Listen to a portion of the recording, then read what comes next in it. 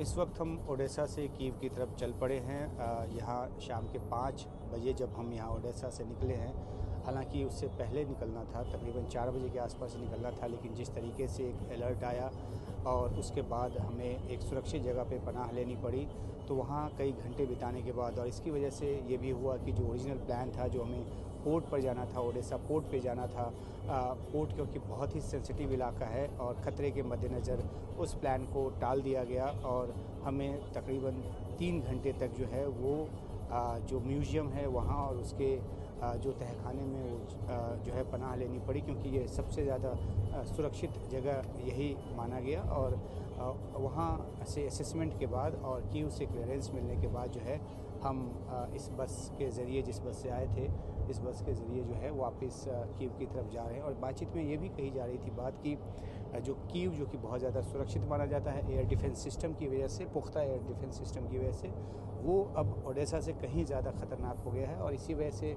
America जो है उसने एम्बेसी 20 तारीख के लिए बंद करने का ऐलान किया। आगे कब खुलेगा ये नहीं बताया गया है। इसके अलावा इटली और फ्रांस ने भी अपनी एम्बेसीज़ को अस्थायी तौर पे बंद रखने का ऐलान किया। इसके अलावा कई जो कंट्रीज़ हैं उन्होंने अपने नागरिकों को यूक्रेन से निकल जाने को कहा है। और इन सब बातों से ये अंदाज़ा लगाया जा रहा है कि रूस की तरफ से बड़ा हमला होगा, लेकिन कब होगा, किस रूप में होगा।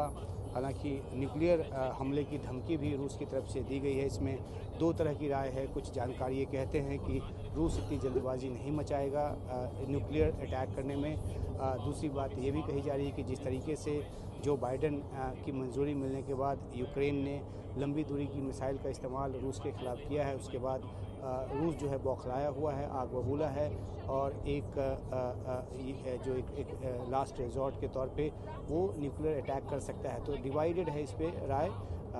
न्यूक्लियर अटैक बेशक ना हो, लेकिन इस तरह से तो अटैक ज़रूर होगा कि रूस इस बात का बदला लेगा, जिसका पहले से वो धमकी भी दे रहा था कि अगर इस तरह के परंपरागत हथियार के ज़रिए भी अटैक किया गया, जो कि नेटो देशों ने दिया हो या अमेरिका ने दिया हो, तो रूस मानेगा कि नेटो जो है वो रूस के साथ लड़ाई में उतर चुका है और उसके बाद जो है वो उसी हिसाब से इस पूरे मामले को लेकर जाएगा।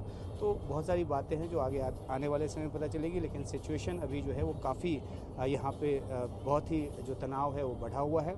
जो हमारे कुछ जानकार हैं, जो मित्र हैं, वो ये बता रहे हैं कि जिस तरह से 24 फरवरी 2022 के बाद की स्थिति थी, जो तनाव का आलम है लगभग उसी तरह का है। हालांकि ये ग्राउंड इन्वेजन अभी नहीं हो रहा, रूस की सेना जो है वो कीव तक नहीं पहुंचने वाली फिर से, लेकिन जो एयर रेड के ज़रिए जो हमले किए जाते हैं उसको लेकर काफ़ी ज़्यादा यहाँ पे आशंका है और इसलिए तमाम एहतियात बरतने की सलाह जो है दी जा रही है। अमेरिका ने भी अपने नागरिकों को सलाह दी है, बाकी दूसरे देशों के जो एम्बेसीज हैं उन्होंने भी सलाह दी है।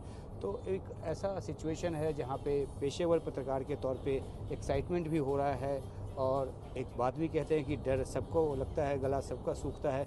गला तो नहीं सूख रहा, लेकिन इतना ज़रूर है कि एक अलग तरह का एक्साइटमेंट है और युद्ध क्षेत्र कई देखे हैं और ये एक अलग तरह का अनुभव है और आगे जो भी होगा हम आपको बताते रहेंगे।